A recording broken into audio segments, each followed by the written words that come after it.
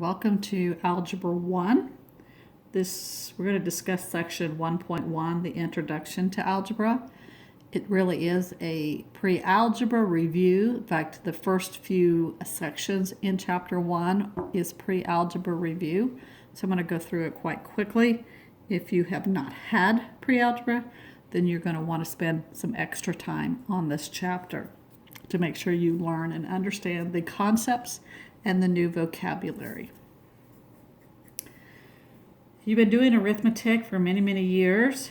Algebra is just a continuation of arithmetic. There are both similarities and differences. I'd like to take some time to show you several key differences between arithmetic and algebra to begin with. So with arithmetic, you may have something like 2 plus 5. In algebra, you might see something like 2 plus x. Then arithmetic uses numbers. In algebra, you will see numbers and letters. The letters are unknown values, so you don't know what x is or what the letters values stand for. Arithmetic is a very specific situation because we know that 2 plus 5 equals 7. It will always equal 7. It's a very specific situation. But in algebra, it's a general situation, all right? A general situation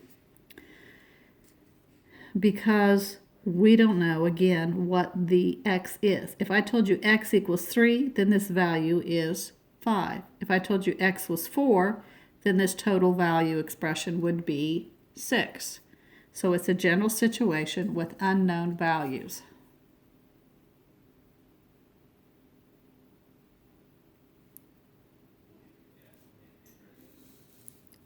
All right, there are some differences in multiplication. So for example, in arithmetic, you might see 2 times 5. You have the crisscross pattern here that represents times in arithmetic. But in algebra, we do not use the crisscross because if I wrote 2 times x, how would you know if this is a times symbol or if we've got 2 x's? All right, so we can't use this symbol here. We have to use a different multiplication symbol in algebra. One of the ways we could do that is we could use a raised dot. We could say 2 times 5, or we can put them in parentheses. The parentheses next to each other indicate multiplication. 2 times 5. Again, if you're talking about a letter, you could say 2 times x, or put them in parentheses. This means 2 times x. You could also put the number right next to the letter. You don't even need this raised dot. That means 2 times x. Or you might have 2 letters next to each other. It means x times y. Okay? You couldn't put the side-by-side version in arithmetic because if I put 2 times 5 next to each other, you wouldn't know that means 2 times 5 because it doesn't. It's 25. Okay, so in arithmetic, putting them side by side wouldn't work. That only works in algebra. Another thing you may recall from pre-algebra is that a number next to a parentheses also means times. If there's nothing else in between here, then it means 3 times everything that's inside the parentheses. That's another indicator of multiplication. Division. Arithmetic would be, see, 3 divided by 5. In algebra, we use the fraction bar 3 divided by 5 or 3 divided by x. In algebra, we do not use this symbol. They will use the fraction bar.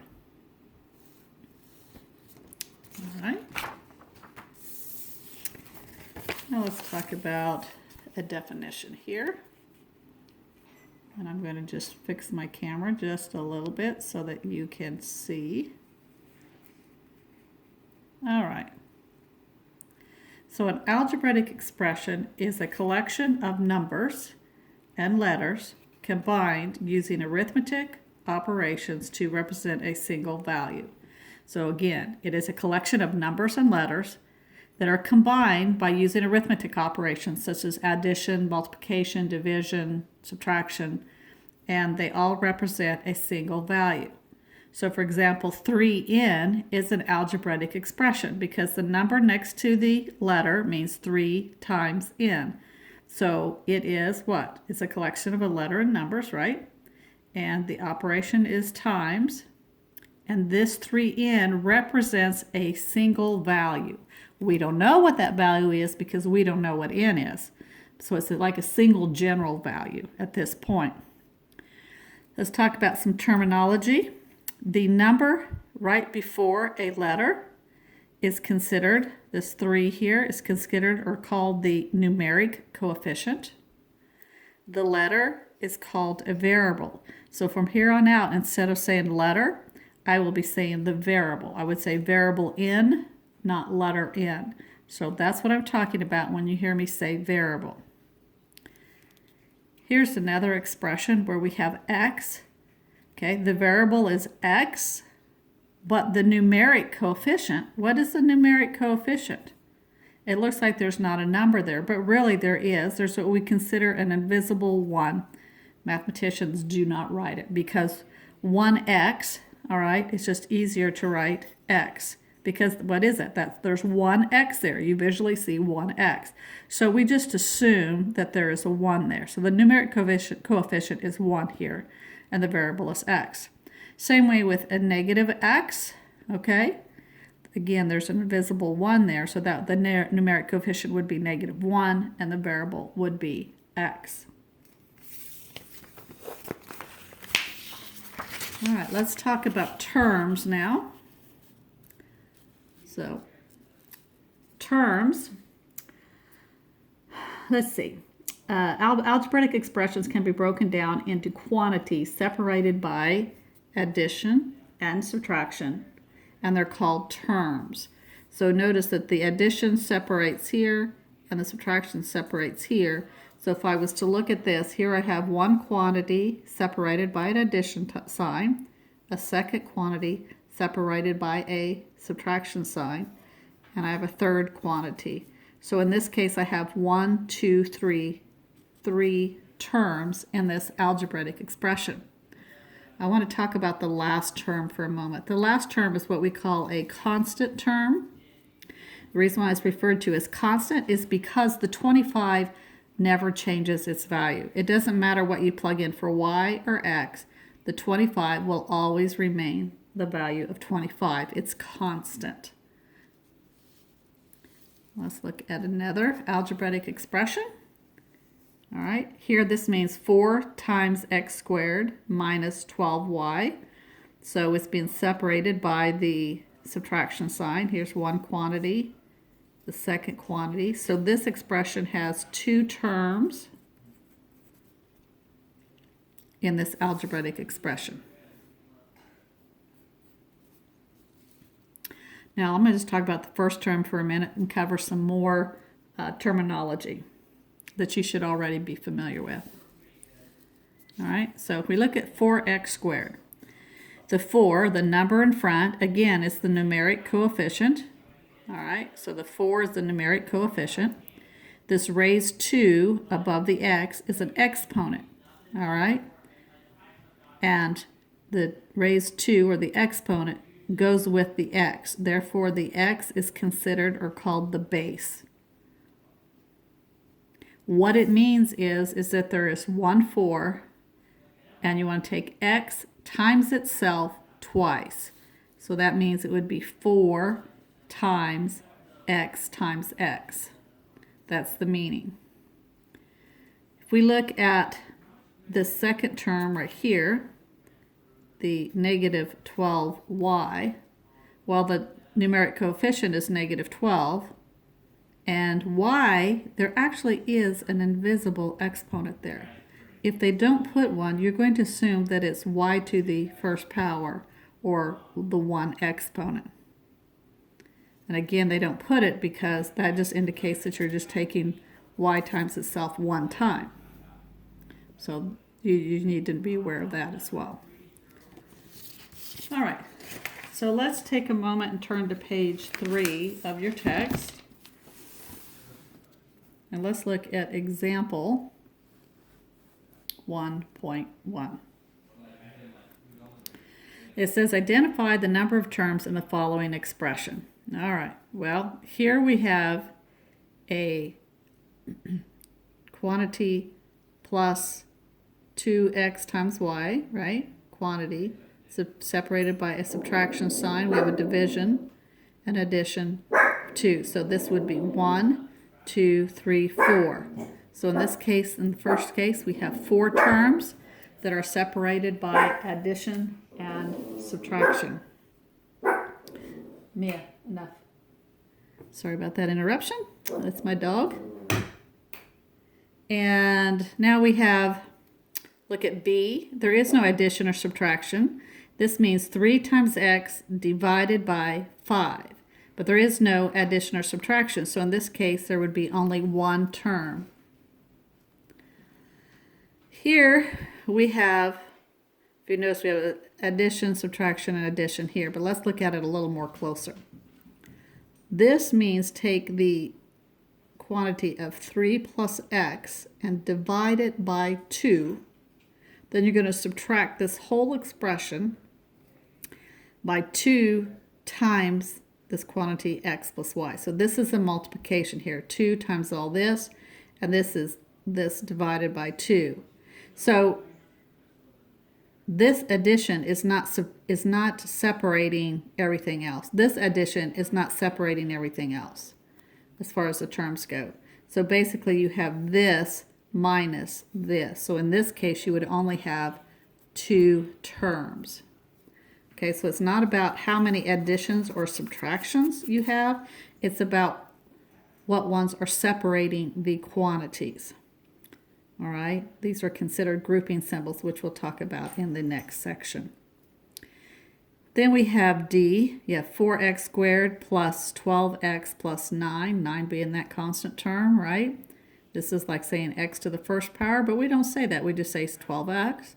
So here we have 2 additions that is separating each one of these groups. We have 1, 2, 3. We have 3 terms. All right, take a moment now and turn to page 4.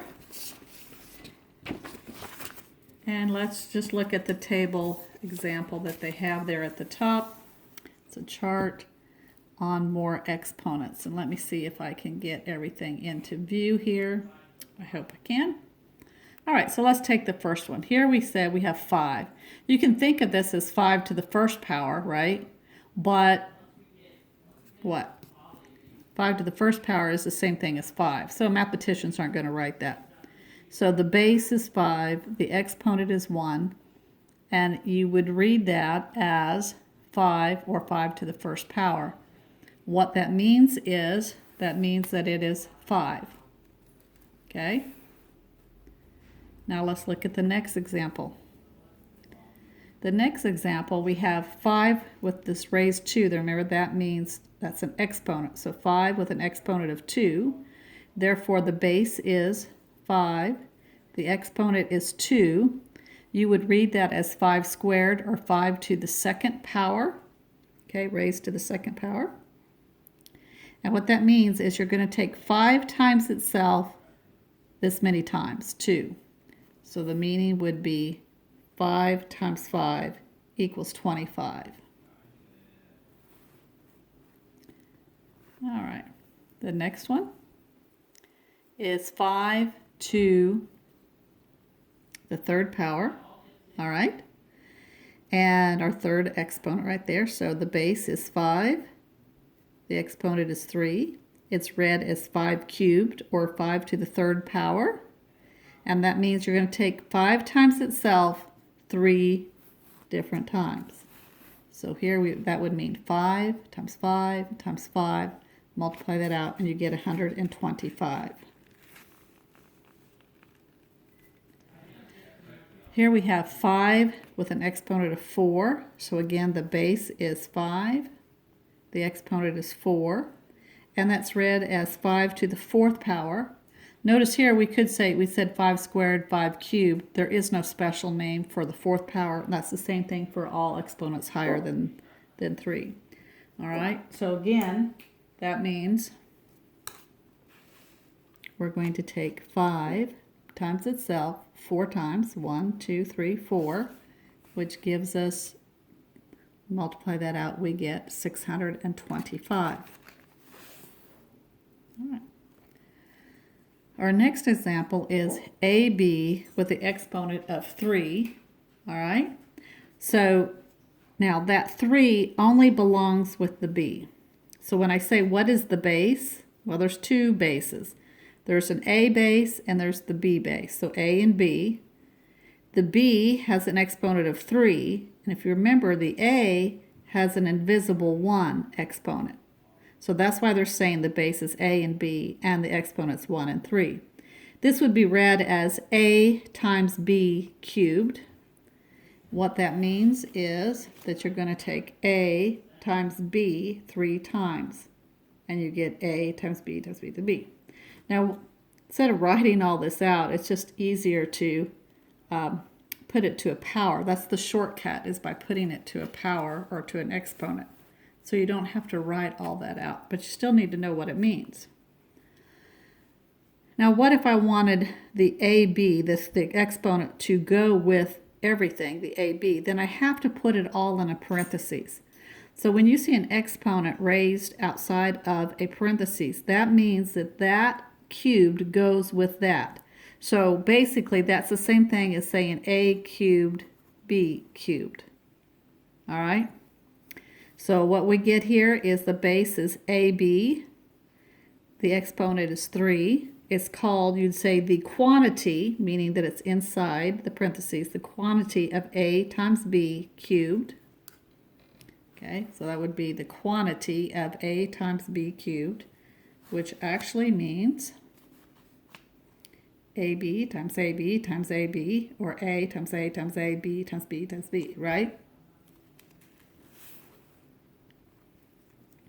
The last one here is, again, you have the 3 minus x with the exponent outside the parentheses. So that means this square goes with this whole expression. So the base, the whole thing, the whole base is 3 minus x. The exponent is 2. This is read as the quantity 3 minus x squared, and that means 3 minus x times 3 minus x. Remember, I told you parentheses next to parentheses indicates multiplication. So it's this whole expression times this whole expression. All right. I would try, if I were you, try example 1 on page 4. You can stop the video and try it. I don't know, but I'm going to go ahead and work it out for you. So here we have x to the 4th. Okay, so x is the base, 4 is the exponent. This is read as x to the 4th power. And it means x times x times x times x. So they're going to be asking you in your homework to label all this. The next one is 6y cubed. So 6 and y are the base. The 6 has an exponent of 1, an invisible 1. And the 3, okay, belongs to the y. So that's that exponent. And it would be read as 6y cubed, which means 6 times y times y times y.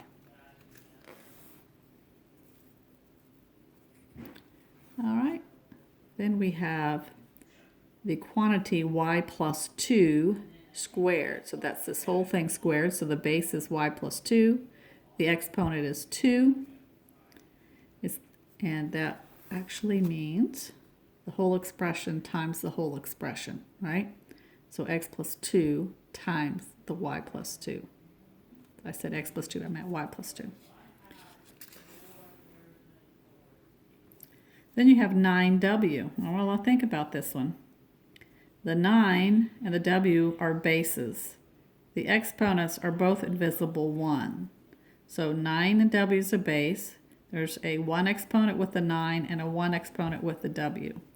It's just read as 9W, which means 9 times W. Now, for your homework, you're going to see, and I'm going to move the camera so you can see this, I hope, a little bit. Throughout the text, you're going to have problems marked with this little blue icon. These are the essential for practice and application concepts. So throughout the year, your assignments will be the problems that have this little blue icon on it, unless I tell you otherwise. So if we look at practice 1-1, I'm going to take my phone for a minute, since we're almost done. All right, and look at it. So in practice 1-1, you would do 1, you'd do 2, problem 3, problem 5, and problem 6, but you would not do problem 4. So that's just an indicator. You now may begin your section 1-1 homework.